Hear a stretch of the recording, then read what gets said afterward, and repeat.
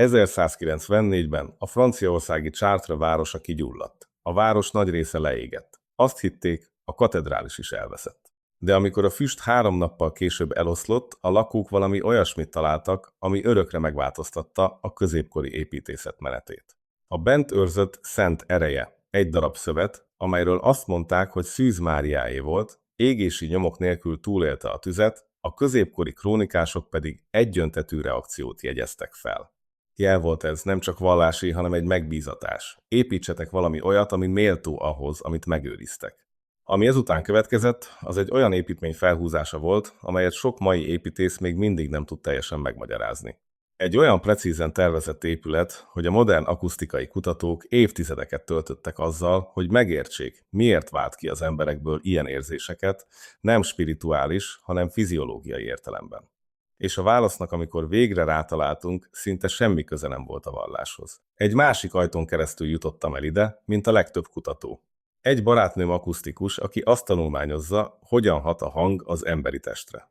Egy délután mellékesen megemlítette, hogy bizonyos kőépületek, különösen a nagyon régiek, olyan frekvenciákat bocsátanak ki, amelyeknek a reprodukálására a modern koncerttermeket kifejezetten tervezik.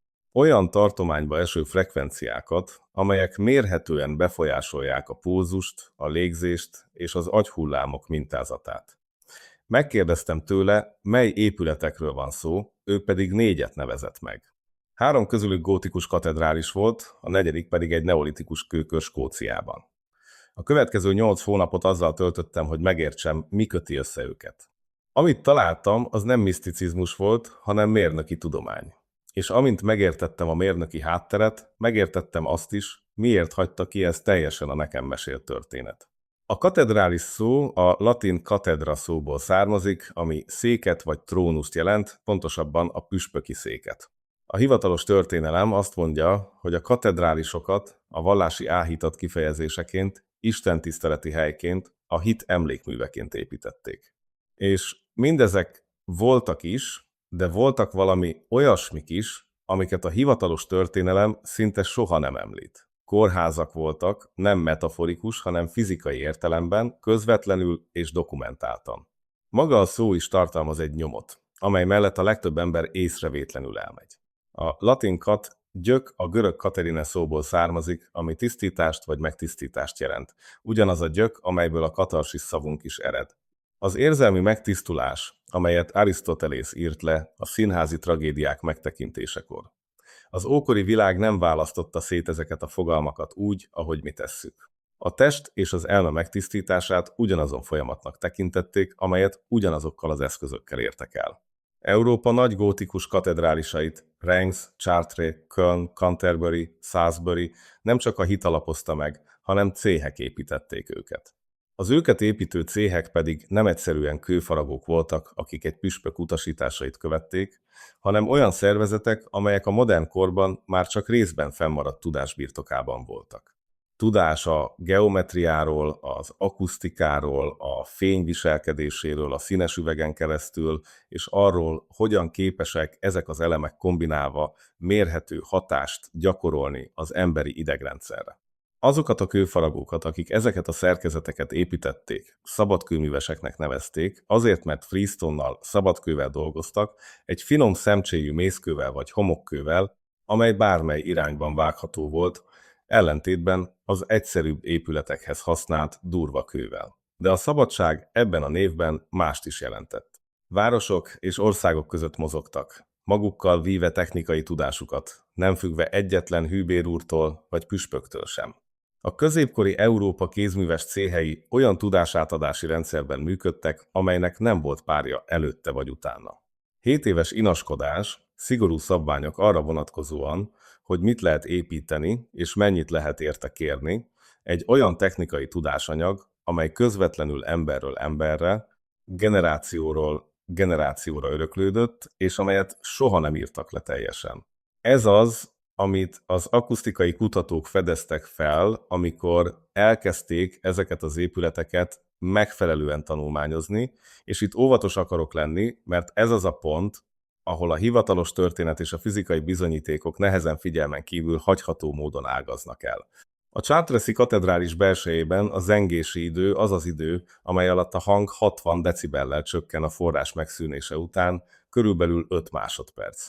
Ez nem szokatlan egy nagy kőépület esetében. Ami szokatlan, az a zengés frekvencia eloszlása. A katedrális nem minden frekvencián erősíti fel egyformán a hangot. Kifejezetten a 40 és 60 Hz közötti tartományt erősíti fel. Ez egy nagyon alacsony frekvencia, a legtöbb hangszer tartománya alatt van, inkább érezni, mint hallani lehet. Az elmúlt 20 évben közzétett idegtudományi kutatások szerint ez az agyi tevékenység téta állapotához kapcsolódó frekvenciatartomány, amely állapot a mély relaxációhoz, a kortizol termelés csökkenéséhez és klinikai környezetben a fájdalomcsillapításhoz köthető. Az épület nem csak szép volt, hanem mérhetően befolyásolta a benne tartózkodók szervezetének kémiáját. Dr. Rupert Till, a Huddersfieldi Egyetem munkatársa több mint egy évtizedet töltött az ókori és középkori építmények akusztikájának tanulmányozásával. A Stonehenge-en végzett kutatásai kimutatták, hogy a kövek eredeti elrendezése álló hullámokat hozott létrehozva azt, amit ő zavarba ejtő és dezorientáló hatásnak nevez, és amelyet az ókori népek valószínűleg szentnek vagy átalakító erejűnek értelmeztek. A gótikus katedrálisokról szóló munkái hasonló szándékos mérnöki tervezést tártak fel. A támív, amelyről minden építész hallgató azt tanulja, hogy a vékonyabb falak és nagyobb ablakok lehetővé tétele miatt találták fel, akusztikai ernyőként is funkcionál, a hanghullámokat visszafelé irányítva a belső térbe olyan módon, ami létrehozza az ezekre az épületekre jellemző specifikus frekvencia profilt. Ez nem volt véletlen. A középkori építőknek nem voltak oszcilloszkópjaik vagy frekvenciaelemzőik, de volt valami ugyanolyan erős eszközük. Évszázadnyi tapasztalati megfigyelés, építők generációi, akik figyelték, hogyan reagálnak az emberi lények a különböző kőkonfigurációkra, és akik ennek megfelelően finomították terveiket. A tudást a céhen belül őrizték nem írott szövegekben. Ez az a pont, ahol a történet kényelmetlenné válik. Az angliai kolostorok feloszlatását, amelyet V6-od Henrik hajtott végre 1530 és 1541 között, általában vallási és politikai eseményként tanítják, ami valóban az is volt, de egyúttal megdöbbentő mértékű gazdasági esemény is. Henrik elkobozta egész Anglia földterületének egynegyedét vagy egyharmadát.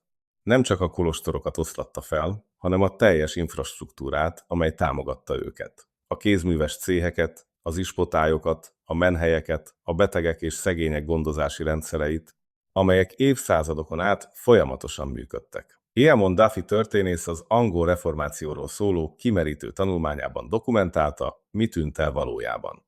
Nem csak a szerzetesek, nem csak a vallási szertartások, hanem a kórházak. Angliában körülbelül 500 egyházi kórház működött 1530-ban, 1550-re kevesebb, mint 50 maradt. 20 év alatt a meglévő orvosi infrastruktúra 90%-a megsemmisült. Ez az a rész, amelyhez újra és újra visszatérek. A katedrálisok és kolostorkomplexumok nem csupán spirituális központok voltak, hanem a középkori Európa elsődleges egészségügyi intézményei. A fennmaradt feljegyzések, bár sokat szándékosan megsemmisítettek vagy hagytak tönkremenni, dokumentálják a fűszerkerteket, ahol gyógynövények százait termesztették, a hálótermeket, ahol a betegeket elszállásolták, a higiéniát szolgáló vízhálózatokat, a generációk alatt felhalmozott megfigyeléseken alapuló étrendi gyakorlatokat, és a gyógyító komplexum központjában mindig ott volt maga a katedrális. Az az épület, amelyben a specifikus frekvenciák, a színes üvegablakokon átszűrődő fény különleges minősége, a főhajó és a kereszthajó geometriai arányai együtt dolgoznak egy olyan fiziológiai válasz létrehozásán, amelyet a modern tudomány csak most kezd megérteni. Az üvegablakok külön elemzést érdemelnek. A hivatalos történelem azt mondja, didaktikai céljuk volt. Bibliai történeteket meséltek az írástudatlan lakosságnak. Ez igaz, de az üveg valami többet is tett. A középkori üvegablakokban használt speciális pigmentek, és ez dokumentálva van az anyagtudományi szakirodalomban. A természetes nappali fénytől eltérő fényspektrumot hoznak létre az épület belsejében. A gótikus katedrálisok rézoxiddal előállított vörös üvege olyan tartományban engedi át a fényt, amely mérhetően befolyásolja a szerotonin termelést. A kobalttal készült kék üveg a melatonin szabályozáshoz kapcsolódó frekvenciákat közvetít. Ezt most már tudjuk, mert vannak spektrométereink. A középkori üvegkészítők ugyanazon tapasztalati megfigyelés útján tudták ezt, amely a kőfaragókat is irányította. Generációkon át figyelték, hogyan reagálnak az emberi lények erre a fényre. Ennek megfelelően finomították a formulákat. De a feloszlatás nem csak Angliára korlátozódott. A céhek elnyomása egész Európában végbement 2 évszázadon keresztül, felgyorsulva a 16 és 17 században, ahogy a nemzetállam konszolidálta hatalmát. Turgot ediktuma Franciaországban 1776-ban, mindössze 13 évvel a forradalom előtt teljesen eltörölte a céhrendszert. Angliában a kézművesek statútumát, amely 1563 óta szabályozta az inaskodást és a bérszinteket, a 19. század elején darabról darabra lebontották, az inaskodásra vonatkozó utolsó záradékokat pedig 1814-ben hatályon kívül helyezték. Az 1799-es és 1800-as egyesülési törvények megtiltották a munkásoknak, hogy kollektív tárgyalási megállapodásokba szerveződjenek. Egyenként szüntették meg azokat a jogi kereteket, amelyek lehetővé tették a céhek működését, és velük együtt eltűntek az általuk hordozott tudásrendszerek is. Íme a minta, amelyet nehéz megmagyarázni.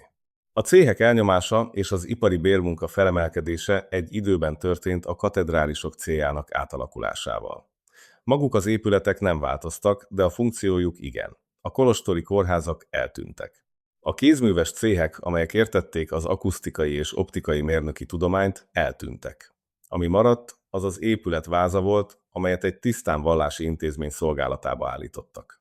A gyógyító funkciót diszkrétán kitörölték a hivatalos nyilvántartásokból. A 19. századra, amikor a történészek azokat a beszámolókat írták, amelyeket nagyrészt ma is használunk, az az elképzelés, hogy egy kőépületnek mérhető fiziológiai hatásai lehetnek, babonának tűnt volna. Ők az ipari korszak emberei voltak. Hittek a gépekben, a bérekben és a megfigyelhető mechanikában. Az az ötlet, hogy a középkori építők értettek valamit az emberi idegrendszerről, amit az ő koruk elveszített, nem illett a haladás narratívájába. Van egy Ion Szidorkov nevű ember, egy bolgár kémikus, aki 30 évet töltött a keleti ortodox keresztény szertartásokon használt tömjén kémiai összetételének kutatásával. Eredményei, amelyeket 2008-ban tettek közzé az ACS Chemical Biology folyóiratban, kimutatták, hogy a tömjéngyanta égetése aktivál egy TRPV3 nevű fehérjét az idegrendszerben, ami mérhetően anxiolitikus, azaz szorongáscsökkentő, és analgetikus, azaz fájdalomcsillapító hatást vált ki. Az egyház már több mint 1000 éve égetett tömjént a szertartásain, mielőtt ezt kémiailag megerősítették volna. Nem tudtak semmit a TRPV3-ról, de tudták, mi történik az emberekkel, akik belélegzik azt egy visszhangzó kőtérben. Látták ezt megtörténni a katedrálisok megépítése óta. Nem azt állítom, hogy a középkori egyház titokban egy gyógyszergyár volt. A hit valódi volt, az áhítat valódi volt. Az a meggyőződés, hogy ezek a hatások az istenségtől származnak, hiteles volt.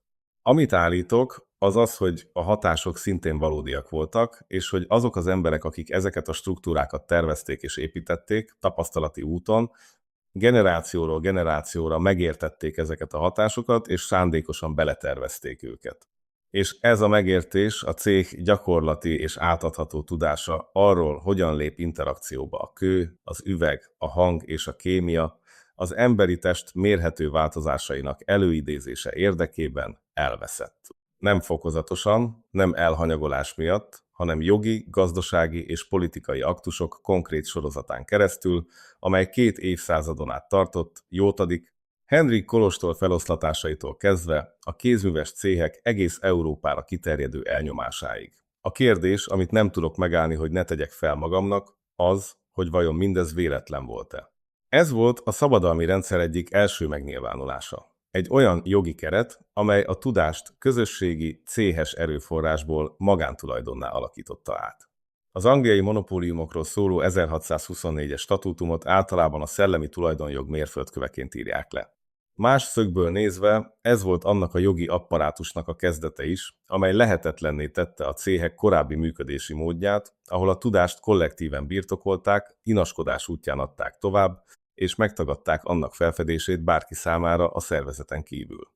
A Philadelphiai Asztalosok Társasága 1817-ben megtagadta Thomas Jeffersontól a szabálykönyvükhöz való hozzáférést.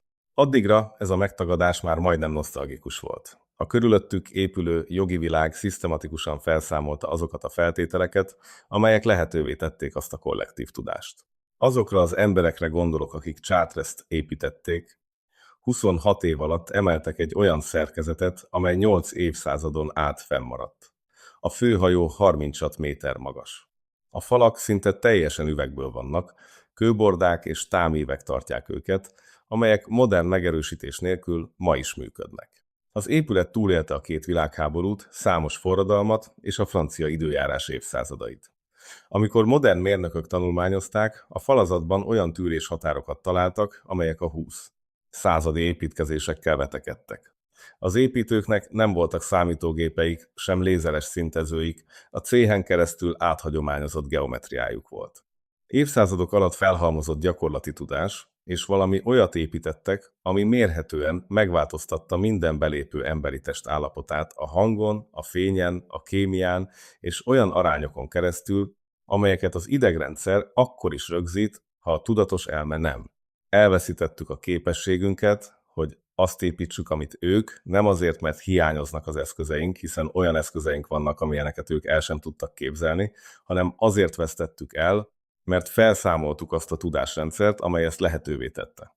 A 7 éves inaskodást, amely generációkon át továbbadta a tapasztalati megfigyelést, a céhet, amely az anyagok viselkedéséről, a hang kőben való terjedéséről, a fény évszakok szerinti változásáról felhalmozott tudást birtokolta, az építő és az épület közötti köteléket, amely mindkét szerepben eltöltött életből fakadt.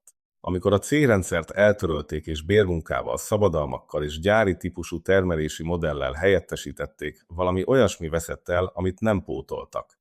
Most már képesek vagyunk mérni a frekvenciákat Chartres belsejében, elemezhetjük az üveget spektrométerekkel, megerősíthetjük, hogy az épület azt teszi, amit az építői szántak neki, de már nem tudunk másikat készíteni. A tudás, hogyan készítsünk egy másikat, a céhek elnyomásával halt meg 2 évszázaddal azelőtt, hogy rendelkeztünk volna azokkal az eszközökkel, amelyekkel megérthettük volna, mit veszítettünk el. Akusztikus barátnőm tavaly járt Chartres-ban, vitt magával egy hordozható zajszintmérőt és egy frekvenciaelemzőt. 20 percig állt a főhajóban méréseket végezve, aztán letette a felszerelést, leült az egyik fapadra, és hosszú ideig nem szólt semmit. Amikor kijött, annyit mondott: bármit is csináltak, működik. A pad szilárd volt, nehéz és nagyon régi, mégis tökéletesen egyenes, a kérdések pedig maradnak. Miért egyeznek meg egy 12? Században épült épület akusztikai tulajdonságai azokkal a specifikációkkal, amelyeket a modern neurológusok terveznének, ha megkérnék őket, hogy hozzanak létre egy optimális környezetet a fájdalomcsillapításhoz és a stresszoldáshoz? Miért egy olyan célrendszeren belül őrizték a tudást ezen hatások eléréséről, amelyet szisztematikusan éppen azok a kormányok számoltak fel, amelyek egyidejűleg központosították az ellenőrzést a pénz, a föld és a munka felett? Miért leírjuk az eredményt templomként? És miért nem azként, amit az akusztikai mérések megerősítenek? Egy gyógyító gépként? Olyas valamiként, amit már nem tudunk megépíteni, mert elpusztítottuk azokat az embereket, akik tudták a módját.